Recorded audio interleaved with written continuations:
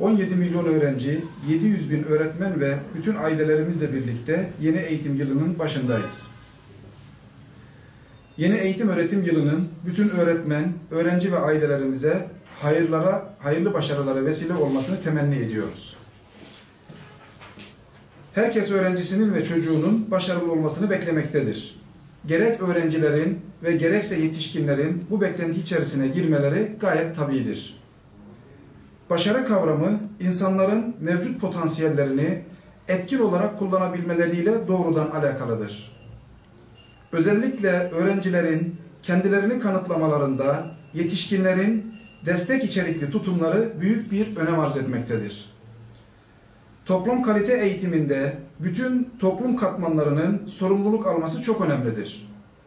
Sadece eğitimcilerin veya sadece ailelerin eğitim öğretimin üstesinden gelmesi mümkün değildir. Okul-aile işbirliğinin etkin kılınması toplumdaki farkındalık düzeyinin ve dolayısıyla toplumun eğitim düzeyini yukarı çekecektir. Yeni eğitim öğretim yılının başlamasıyla birlikte eğitimde kronik hale gelmiş bulunan sorunlarımız da hemen kendisini göstermeye başlamıştır. Kalabalık sınıflar, öğretmen açıkları, taşıma sorunları, okul dönüşümleri ve yeni ortaöğretime geçiş sistemi bu sorunların başında gelmektedir. Tabii özellikle öğretmenlerin ve eğitim çalışanlarının özlük haklarındaki beklentilerin yıllarca karşılanamaması eğitimde istenen başarının oluşmamasında önemli bir etkendir.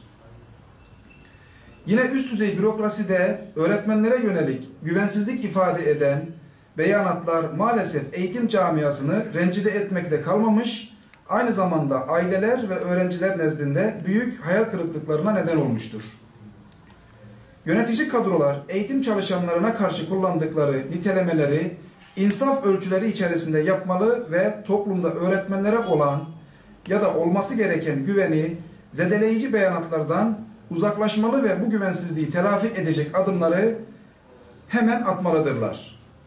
Toplumdaki eğitim düzeyinin beklentileri karşılayacak şekilde yükseltilebilmesi en başta öğretmenlere güvenle sağlanabilir.